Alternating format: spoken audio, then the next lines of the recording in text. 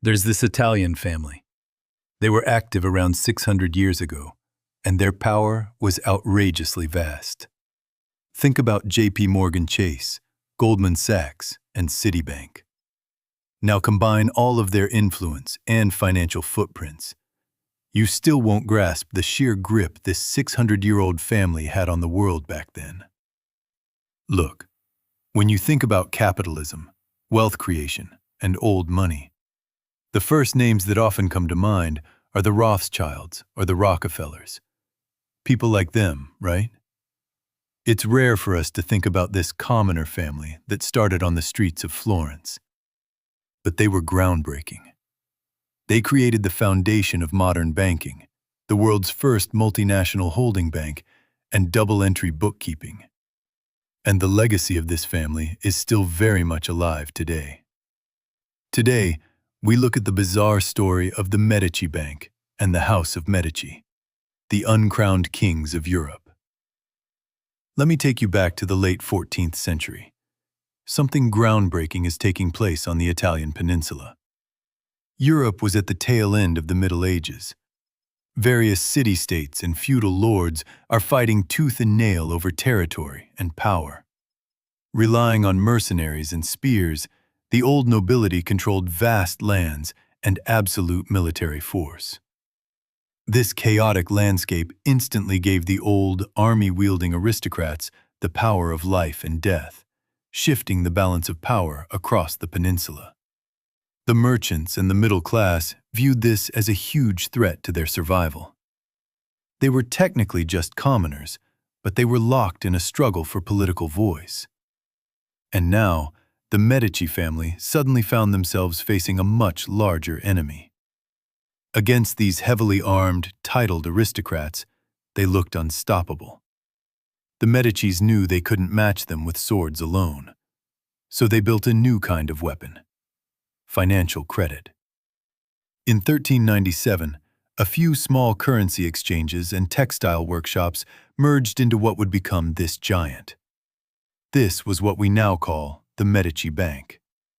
It was called the Medici Bank, obviously, because their name was Medici, but also because they controlled the most critical wealth flows in all of Europe.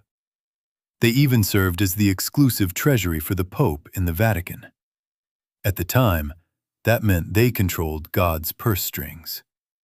On the surface, it just looks like any other moneylender, but under the ledgers, it was a machine of political and economic warfare. It had branches all over Europe, controlling a transnational trade network of wool, alum, and silk.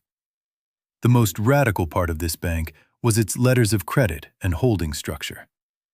For the first time in history, moving massive amounts of wealth no longer required risking your life to transport chests of physical gold in horse-drawn carriages.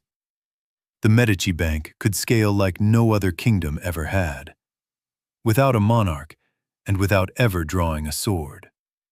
This was no longer feudal wealth tied to land or titles. This was invisible power manufactured at scale through financial credit. The branch managers were operating the business. They drew the commercial blueprints. But someone else was keeping the foundation of this bank standing. Across the Republic of Florence, the patriarchs of the Medici family watched all of this unfold.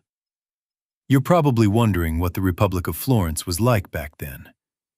It was a republic run by merchants and guilds. And the Medicis, despite being incredibly wealthy, held no official royal titles. They were technically just regular citizens, maintaining a fragile balance in a republic controlled by oligarchs. Traditional noble bloodlines didn't matter much in this new order. They were squeezed from both sides. Florence's old elites wanted to suppress and exile them. Foreign empires and papal forces wanted to swallow their land. They had no legitimate crown to wear, no rightful subjects to command. During this era, when the old aristocratic system was taking a hit, the Medicis faced a choice: fade away into exile and death at the hands of their political rivals, or adapt to the rules. They couldn't rely on feudal lands or inherited armies. they used the deadliest weapon they had left: capital. The Medicis didn't just run a bank, they tied their very survival to it. This wasn't just a tool for making money.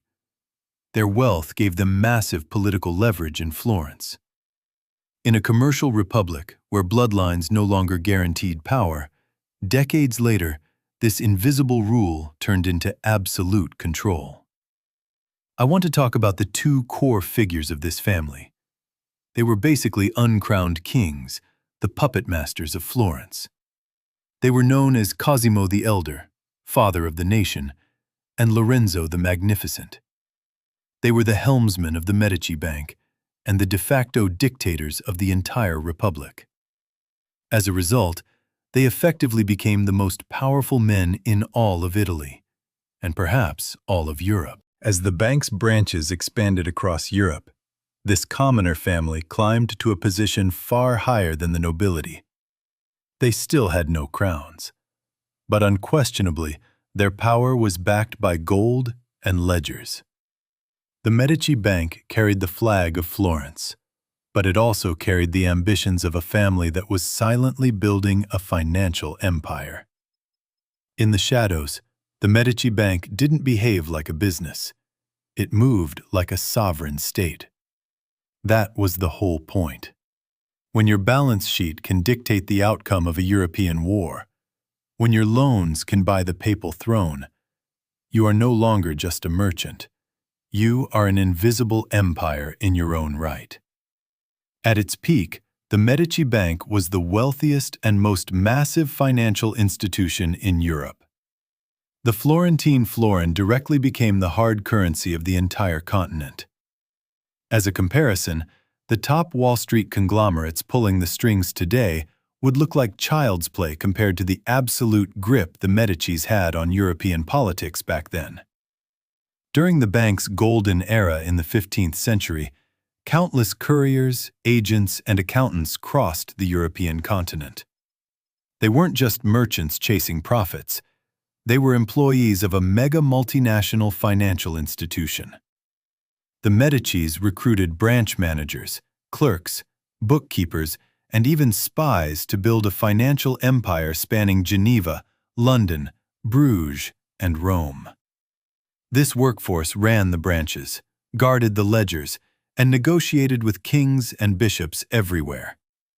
They enforced Medici interests, sometimes using the threat of cutting off a nation's funding. Behind these staggering profits, there was a huge human engine. Countless days and nights, riding fast horses across the Alps, serving the world's most powerful financial network. But none of this scale happened in isolation. The success of the Medici family stood on three pillars: the exclusive financial agency of the Pope, the commercial elite class of Florence, and the strategic political maneuvering of the Medici family itself. The papal agency carried far more weight than a typical business contract. It felt closer to a divine mandate. It granted the family the power to collect tithes for the church across all of Europe. Its control didn't stop there.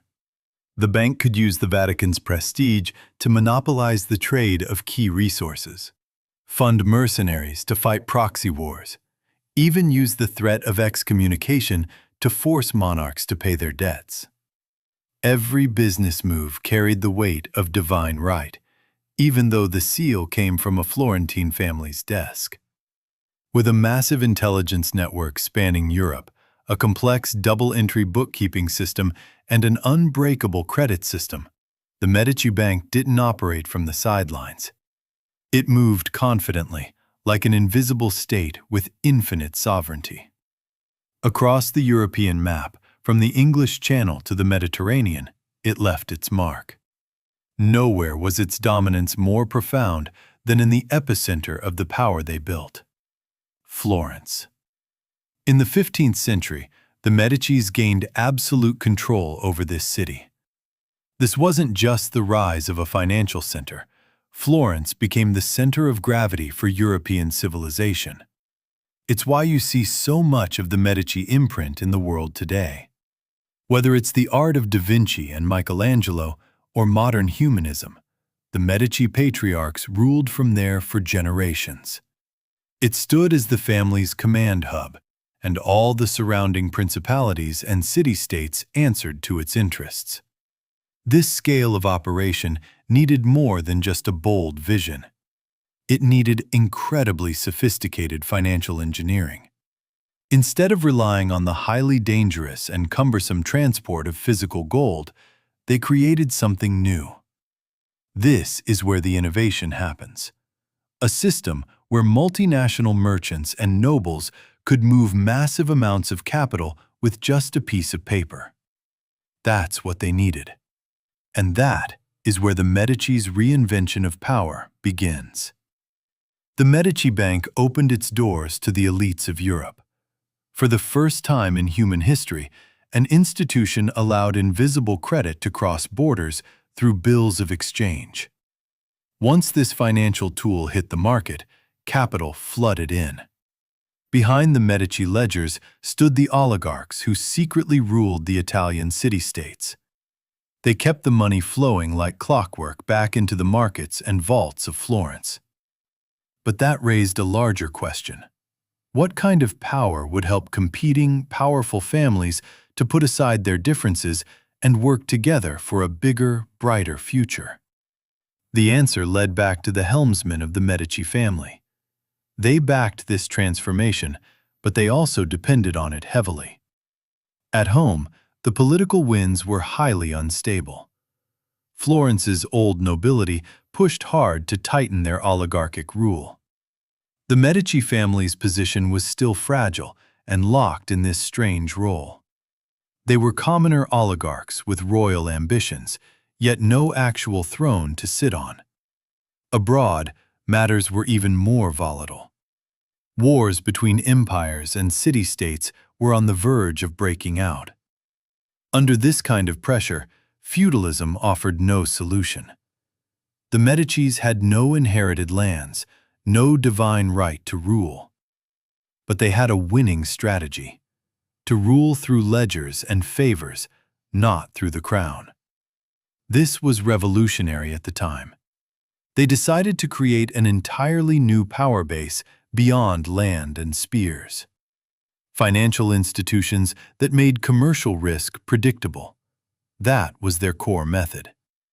At the heart of it were the double-entry bookkeeping system and the holding company structure. For the first time in history, a global financial enterprise could be clearly divided and audited. It gave birth to the prototype of modern corporate management. The innovations didn't stop there. Soon, the Medici bankers went even further. They were not just safeguarding money, they were bypassing the biggest legal risk of the time. The Catholic Church strictly forbade charging interest, viewing it as the sin of usury. But the Medicis creatively used the exchange rate differences between various cities to perfectly hide the interest within foreign exchange transactions. In fact, they practically laid the foundation for modern forex trading. Behind the markets and the math, something else was needed: fear of missing out. FOMO. The Medici credit network was one of history's first major cases of FOMO. If you weren't part of the Medici financial circle, you simply couldn't get anywhere in Europe. With the rise of this absolute monopoly came something that was unprecedented at the time. Building a financial empire based on public credit came with massive risk. What if a branch went bankrupt? What if a king defaulted on his debt? The Medicis answered that fear with a structural breakthrough that changed the shape of business forever. There was no unlimited joint liability between the headquarters and the various branches. Through the pioneering holding partnership model, if the London branch collapsed because the king defaulted, the investors' losses were isolated. The family's core assets and other branches stayed safe. Their foundation remained solid. Suddenly, people were far more confident in this business model. This is the very prototype of the concept we still use today to separate core assets from high-risk ventures. The Medicis also built a highly effective commercial mail and intelligence network. For the first time ever, not only money, but business intelligence could be traded freely. It flowed smoothly from hand to hand, from city to city, without the need for royal permission.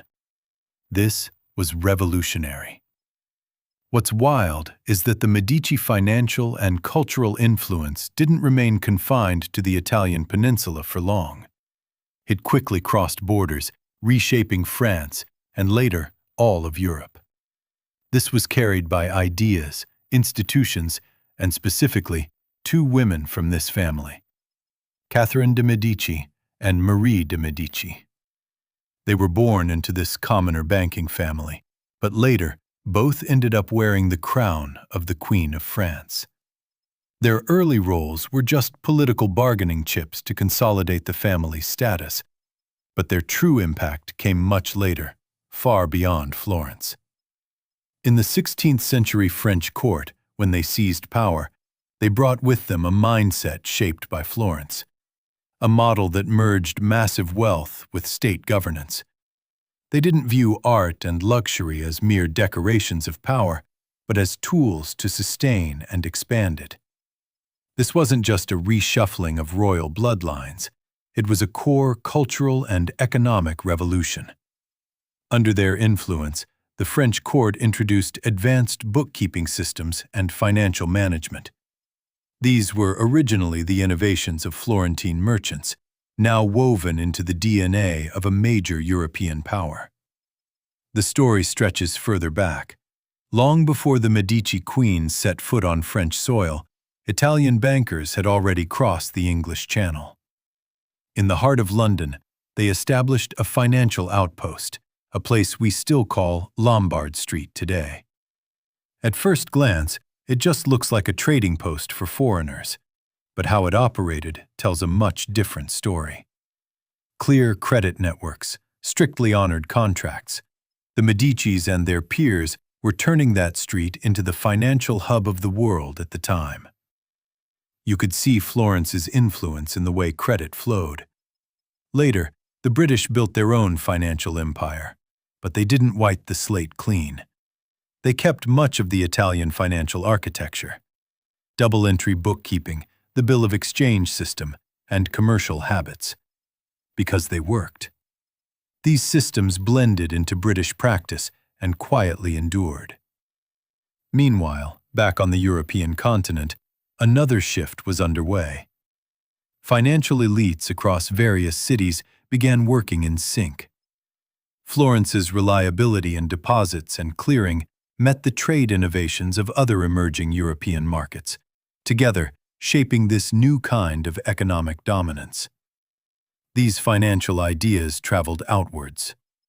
Over time, these foundations helped transform various European ports and cities into financial engines. This didn't happen overnight. It formed through decades of financial expansion. All of Europe absorbed the tools that made Florence thrive and eventually built their own versions. This fusion laid the groundwork for later great empires and even modern international finance as we know it today. You can see the impact of the Medici financial systems everywhere, from the counters of modern banks to the balance sheets of multinational corporations. The Medici family helped draw the blueprints for these things. Long after the Medici Bank closed its doors for the last time, its methods continued to echo in boardrooms, accounting standards, and financial markets around the world. It's quite clear that the Medici Bank was revolutionary. It forever transformed trade, corporate finance, and state power. But even a giant has limits. By the late 15th century, cracks had begun to show. The bank that once ruled Europe's gold streams began to sink under the weight of its own ambitions and lavish spending. Power had scaled fast, but headquarters oversight failed to keep up. Corruption and nepotism slowly crept in. Internal divisions deepened. Branch managers began breaking the rules. They lent massive amounts of money to kings who simply couldn't pay it back. like the war-crazed King of England and the Duke of Burgundy. With bad debts snowballing and fierce competition from other rising European financial families, the Medicis found themselves surrounded on all fronts. At first, it managed to survive these internal contradictions, but slowly the grip loosened. Behind the scenes, the bank's structure grew hollow. Decision-making turned sluggish.